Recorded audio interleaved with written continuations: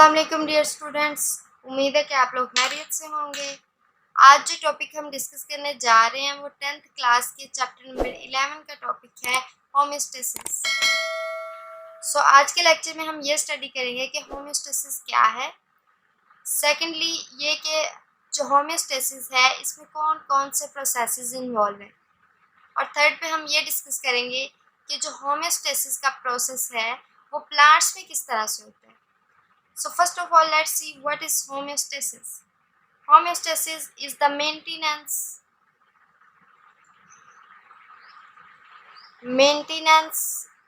of internal conditions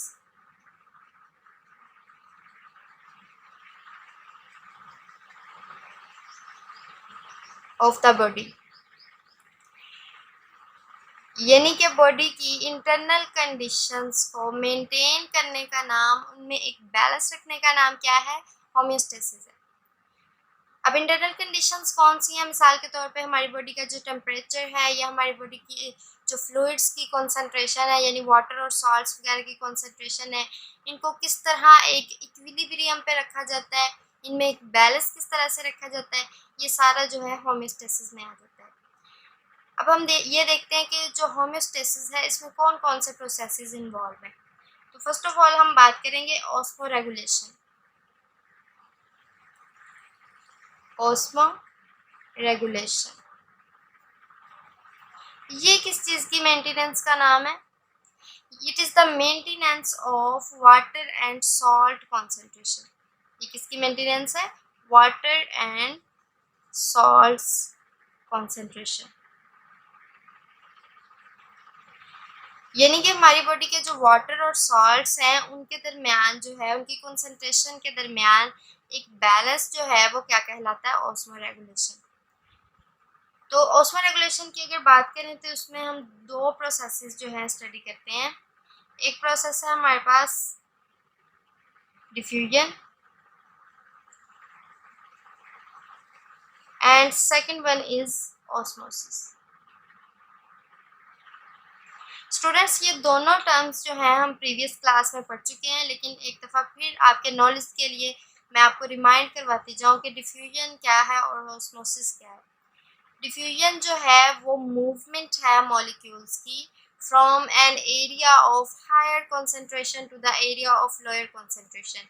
यानी कि अगर दो एरियाज़ हैं, एक एरिया में जो है मॉलिक्यूल्स की कंसंट्रेशन हाई है और दूसरे एरिया में मॉलिक्यूल्स की कंसंट्रेशन लो है, तो मॉलिक्यूल्स कहाँ से मूव करेंगे? Higher to lower.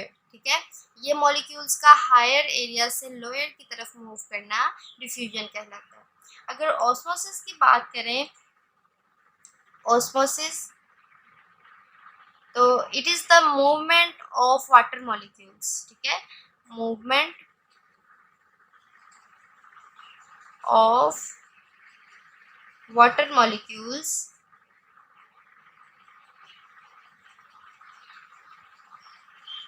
from an area of lower solute concentration। ये वाटर के मॉलिक्यूल्स की मूवमेंट है टू द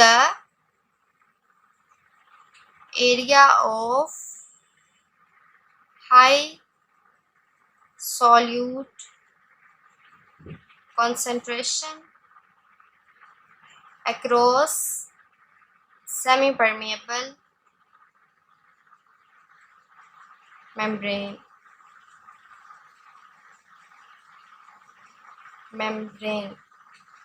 यानी कि वाटर के मॉलिक्यूल्स की मूवमेंट, ठीक है, उस एरिया से जहाँ सोल्यूट की कंसंट्रेशन कम है उस एरिया तक जहाँ पे सोल्यूट की कंसंट्रेशन हाई है, किसी भी सेमी परमिएबल मेम्ब्रेन के थ्रू क्या कहलाता है? Osmosis.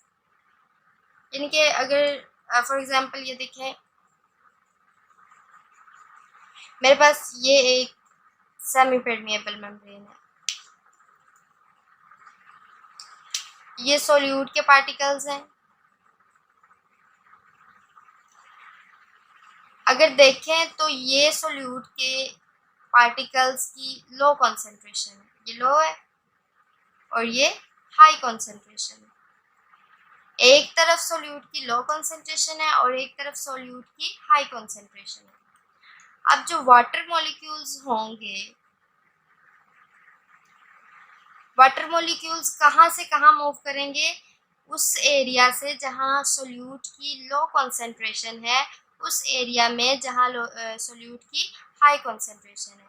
So the movement of water molecules from lower solute concentration to higher solute concentration is called osmosis। तो ऑस्मोरेगुलेशन की बात करें तो इसमें ये जो दो प्रोसेसेस आते हैं हम ये स्टडी कर चुके हैं। नेक्स्ट हम देखते हैं कि नेक्स्ट प्रोसेस कौन सा है।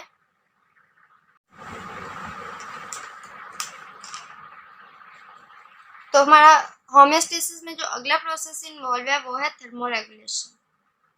थर्मोरेगुलेशन ये किस चीज़ की मेंटेनेंस है? It is the maintenance of internal temperature of the body. Internal temperature जो है हमारी बॉडी का, उसको जो है मेंटेन रखना क्या कहलाता है? थर्मोरेगुलेशन। यानी कि हमारी बॉडी का एक खास टेम्परेचर है, ऑप्टिमम टेम्परेचर है 37 डिग्री सेल्सियस। अब जो है अगर हमारे एक्सटर्नल इन्वायरमेंट का टेम्परेचर इंक्रीज़ होता है या डिक्रीज़ होता है तो हमारी बॉडी का टेम्परेचर 37 डिग्री सेल्सियस ही रहता है। वो ऐसे तो नहीं होता कि अगर हमारा एक्सटर्नल टेम्परेचर जो है इन्वायरमेंट का वो 40 तक पहुंच जाए या 45 तक पहुंच जाए तो हमारी बॉडी का टेम्परेचर भी जो है 45 तक पहुंच जाए, ऐसा नहीं होता। हमारी बॉडी का टेम्परेचर जो है वो मेंटेन रहता है। ये किस तरह से मेंटेन रहता है? ये सर्दियों में मतलब किस तरह से कौन कौन सी स्ट्रैटेजीज अपनाई जाती हैं जिससे जो है बॉडी का टेम्परेचर मेंटेन रहता है, या गर्मियों में किस तरह से इसको मेंटेन रखा जाता है, ये सारे जो प्रोसेसेस हैं हम फर्दर पढ़ेंगे इंशाल्लाह। लेकिन थर्मोरेगुलेशन जो है it is the maintenance of internal temperature of the body. अगर नेक्स्ट प्रोसेस की बात करें कि नेक्स्ट प्रोसेस कौन सा है तो वो है एक्सक्रीशन। excretion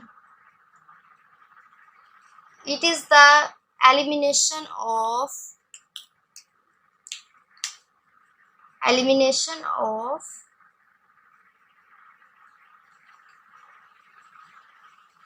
metabolic waste।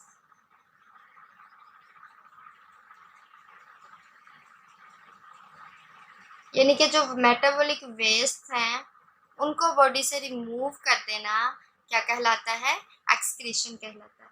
अब मेटाबॉलिक वेस्ट कौन से हैं?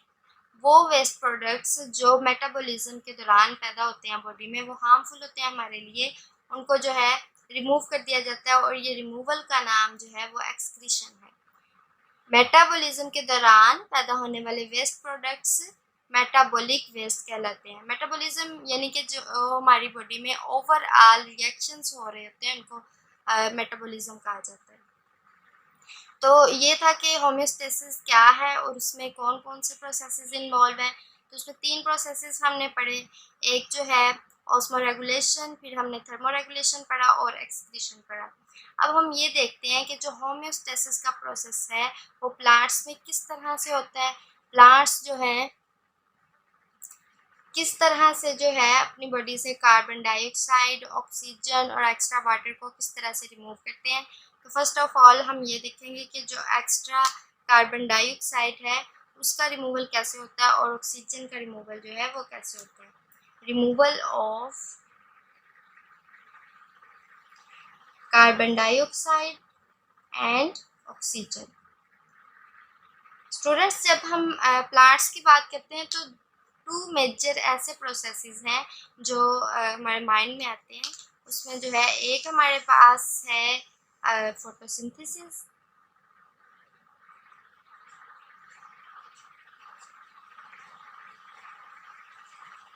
और दूसरा प्रोसेस जो है वो हमारे पास है रिस्पायरेशन।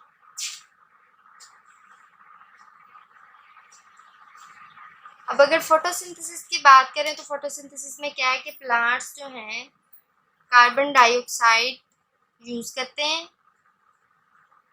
कार्बन डाइऑक्साइड यूज़ करते हुए प्लांट्स जो हैं वो अपनी खुराक तैयार करते हैं और इसके नतीजे में जो गैस पैदा होती है वो होती है ऑक्सीजन। ठीक है, फोटोसिंथेसिस में क्या होता है कि कार्बन डाइऑक्साइड यूटिलाइज होती है, इस्तेमाल होती है, और ऑक्सीजन जो है वो क्या होती है, रिलीज होती है। अगर रिस्पायरेशन की बात करें तो प्लांट्स जो हैं ऑक्सीजन इस्तेमाल करते हैं, और ऑक्सीजन इस्तेमाल करके जो गैस रिलीज करते हैं वो कार्बन डाइऑक्साइड होती है।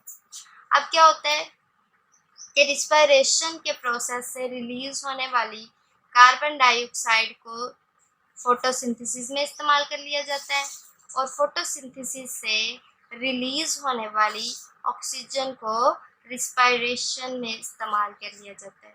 यानी कि एक प्रोसेस से जो गैस रिलीज हो रही है वो दूसरे प्रोसेस में यूटिलाइज हो जाती है, और जो दूसरे प्रोसेस में रिलीज हो रही होती है वो पहले प्रोसेस में यूटिलाइज हो जाती है। इस तरह इन दोनों गैसेस के दरमियान यानी कि कार्बन डाइऑक्साइड और ऑक्सीजन के दरमियान एक बैलेंस रहता है, और ये जो एक्स्ट्रा ऑक्सीजन और कार्बन डाइऑक्साइड है वो इस्तेमाल हो जाती है।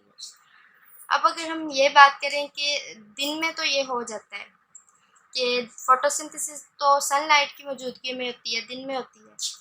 अगर अब हम रात की बात करें तो रात को फोटोसिंथेसिस तो नहीं ना होती, तो जो रिस्पायरेशन से रिलीज होने वाली कार्बन डाइऑक्साइड है वो कहाँ जाती है। तो फिर क्या होता है कि जो रात को जब कार्बन डाइऑक्साइड पैदा होती है तो वो प्लांट्स जो हैं उनके स्टेम्स और leaves, stems and leaves carbon dioxide को रिलीज कर देते हैं स्टोमेटा के जरिए। किसके जरिए? स्टोमेटा के जरिए। अगर रूट्स की बात करें तो रूट्स जो हैं वो कार्बन डाइऑक्साइड को रिमूव कर देती हैं रूट हेयर्स के जरिए। तो इस तरह जो है रात को कार्बन डाइऑक्साइड का रिमूवल हो जाता है, और जो अगर दिन के वक्त एक्स्ट्रा ऑक्सीजन हो तो वो ऑक्सीजन जो है मीजोफिल सेल्स जो हैं उनके ज़रिए निकल जाती है, रिमूव हो जाती है। ये हमने पढ़ा कार्बन डाइऑक्साइड और ऑक्सीजन का रिमूवल के इनके दरमियान जो है वो किस तरह से बैलेंस रखा जाता है और किस तरह से इनको रिमूव किया जाता है प्लांट्स की बॉडी में से। अब हम ये पढ़ेंगे कि जो एक्स्ट्रा वाटर है वो कैसे रिमूव होता है। Removal of extra water.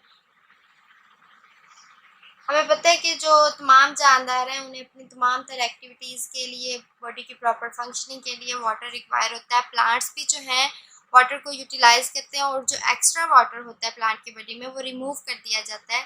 तो अगर वाटर के रिमूवल की बात करें तो दो प्रोसेसेस इन्वॉल्व हैं इसमें, एक transpiration and second one is guttation. Transpiration क्या है कि ये वाटर का रिमूवल है, वाटर का रिलीज हो जाना प्लांट की बॉडी में से वेपर्स की शक्ल में। ठीक है, किसकी शक्ल में? वेपर्स की शक्ल में, बुखारात की शक्ल में पानी का जो है प्लांट की बॉडी से उड़ जाना, निकल जाना क्या कहलाता है? ट्रांसपायरेशन। अब जब रात होती है एट नाइट तो जो स्टोमेटा होते हैं वो क्या हो जाते हैं? क्लोज हो जाते हैं, स्टोमेटा क्लोज। ठीक है, जब रात होती है तो स्टोमेटा क्लोज हो जाते हैं, और जब स्टोमेटा क्लोज हो जाते हैं तो ट्रांसपायरेशन का अमल नहीं होता, नो ट्रांसपायरेशन। रात को ट्रांसपायरेशन नहीं होती। तो जब ट्रांसपायरेशन नहीं होगी तो जो एक्स्ट्रा वाटर होगा प्लांट की बॉडी से वो कैसे रिमूव होगा? तो इसका ये है कि जो एक्स्ट्रा वाटर होता है वो जाइलम वेसल्स जो हैं उनमें इकट्ठा होना शुरू हो जाता है। किसमें? जाइलम वेसल्स में। जाइलम वेसल्स में जमा होना शुरू हो जाता है। ठीक है, और जाइलम वेसल्स इस वाटर को जो है पानी को प्लांट्स के लीव्स तक पहुंचा देती हैं, और ये वहाँ से जो है प्लांट्स के लीव्स में से ये जो है ड्रॉप्स की फॉर्म में वाटर निकल जाता है। तो ये ड्रॉप्स की फॉर्म में वाटर का रिलीज हो जाना, निकल जाना क्या कहलाता है? गटेशन। ठीक है, ये गटेशन जो है अमूमन लीव्स की टिप्स और एजेस जो होते हैं यानी कि किनारे जो होते हैं उनमें उनके ज़रिए ये वाटर जो है वो ड्रॉप वाइज जो है निकल जाता है। इस प्रोसेस को क्या है कहते हैं? गटेशन। याद रखिए जो गटेशन का प्रोसेस है और जो ड्यू ड्रॉप्स हैं ये दो डिफरेंट चीज़ें हैं, ठीक है। गटेशन जो है वो एक किस्म का वाटर का रिमूवल है, ठीक है, और जो ड्यू ड्रॉप्स हैं वो आप उसको जो है गटेशन का नाम नहीं दे सकते। अच्छा जी, इसके अलावा जो है कुछ ऐसे प्रोसेसेस हैं मेटाबॉलिक प्रोसेसेस जिनके रिज़ल्ट में बहुत हार्मफुल जो है सब्सटेंसेस पैदा होते हैं, वेस्ट प्रोडक्ट्स पैदा होते हैं। तो वो वेस्ट प्रोडक्ट्स जो हैं प्लांट्स की बॉडी में इकट्ठा होना शुरू हो जाते हैं, वो प्लांट की बॉडी के लिए बहुत नुकसानदेह होते हैं।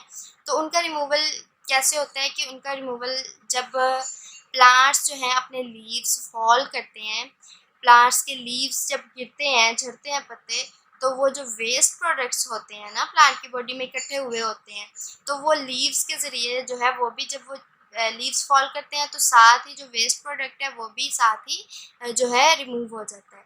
तो रिमूवल जो है एक इस तरह से भी होता है। तो आज का ये टॉपिक था होम्योस्टेसिस। हमने पढ़ा कि होम्योस्टेसिस क्या है, इसमें कौन-कौन से प्रोसेसेस इन्वॉल्व हैं और प्लांट्स में होम्योस्टेसिस किस तरह से होती है। That was all about homeostasis. उम्मीद है कि आप लोगों को समझ आ गई होगी। Thank you so much for watching my video.